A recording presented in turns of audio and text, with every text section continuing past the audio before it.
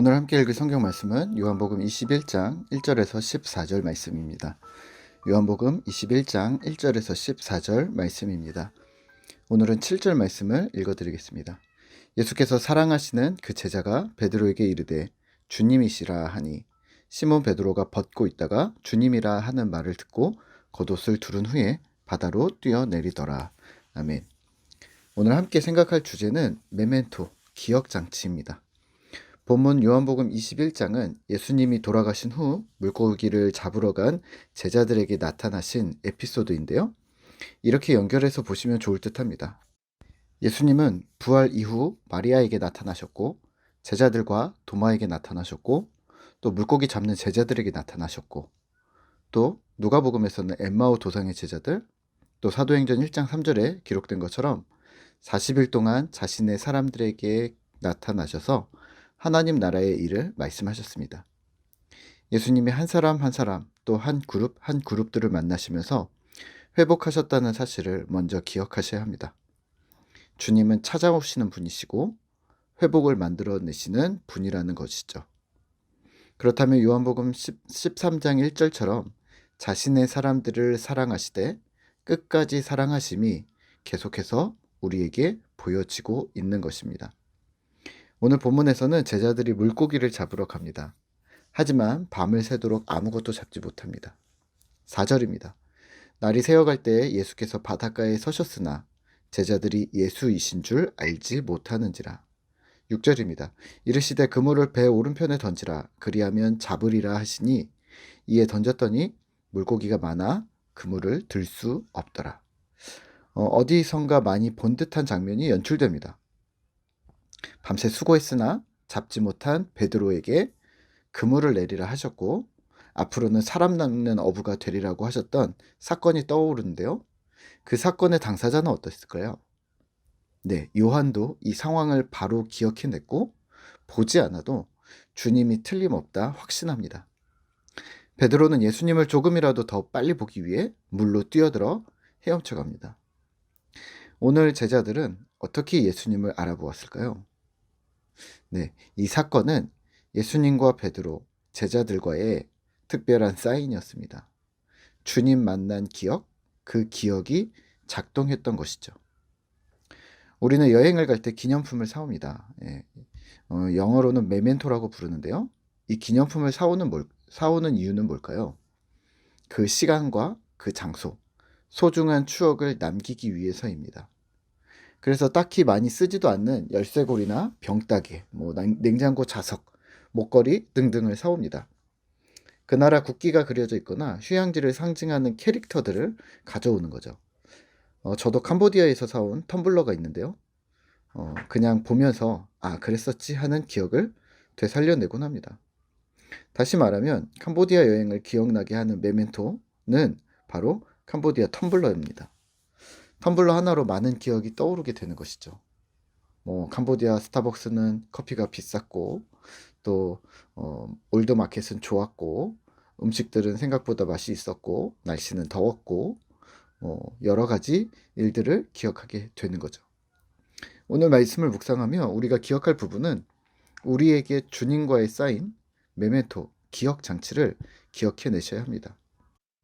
신자라면 주님과 만난 기억들이 있을 것이기 때문입니다.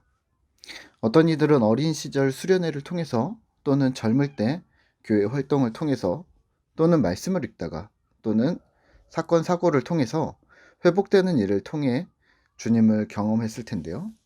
그 주님 만난 사건들은 오늘 우리의 믿음을 견고케 해주는 안전장치들이 될 것입니다. 그 안전장치들이 많아질수록 좋은 것이죠. 하지만 문제는 우리 기억력이 많이 좋지 않다는 건데요. 나쁜 것을 기억하는 데에는 빠릅니다. 반면에 좋은 것을 기억하는 것, 특히 주의 은혜를 힘입은 것을 되살려내는 것은 너무 느립니다. 그러하다면 우리는 어떻게 해야 할까요? 십수년 전에 개봉했던 메멘토라는 영화에서는 누명을 쓴 남자 주인공이 자신의 사라져가는 기억력을 붙잡기 위해 몸에 문신을 새기고 잊지 않고 사건을 해결해 갑니다. 그러면 우리도 문신을 새길까요? 그렇지 않겠죠. 1차원적으로 생각하지 마시고 우선은 오늘 우리도 마찬가지인데요. 주님의 말씀을 우리 머리에 또 우리 삶에 각인하는 방법을 찾아내셔야 합니다. 몸에 새기는 것보다 훨씬 더 현명한 방법이 될 것이니까요. 우리가 이미 잘하고 있는 부분이 있는데요. 전통적인 방법으로는 매일 묵상입니다. 매일매일 말씀을 접하며 그 말씀 곳곳에 숨겨져 있는 우리의 추억들을 찾아내는 것이죠. 이 말씀을 읽을 때, 이 말씀을 매일매일 읽을 때에 장점이 있습니다.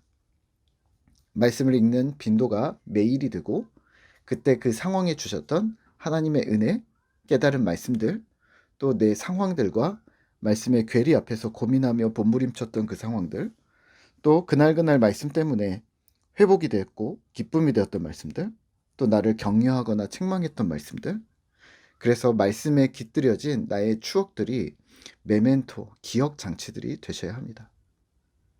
그래서 부탁드리는 건데 좀 더 쉽게 말씀드리면 여러분의 성경책이 자신만의 일기장이 되셨으면 좋겠습니다. 어떤 말씀을 펴도 하나님과의 추억이 알알이 박혀 있다면 얼마나 기쁠까요? 하나님과의 소중한 시간들을 빠르게 진행하기 위해서는 매일 하는 묵상, 성경으로 들어가는 방법이 가장 기본적이며 가장 튼튼한 방법입니다. 오늘 우리는 이 메멘토를 우리 안에 가져오기 위해서 무엇을 해야 할까요? 금방 말씀드린 것처럼 말씀으로 들어가기를 꾸준히 하셔야 합니다. 하지만 이 말씀으로 들어가는 것도 수많은 방법들이 있습니다. 매일 정해진 분량의 성경을 읽으셔도 되고 또는 하루 한 구절 암송을 하셔도 됩니다. 또 교회 공동체에서 하는 매일의 새벽 기도나 또는 지속적인 예배를 참석하셔도 됩니다. 우리와 같이 매일 10분 묵상을 하셔도 되고요.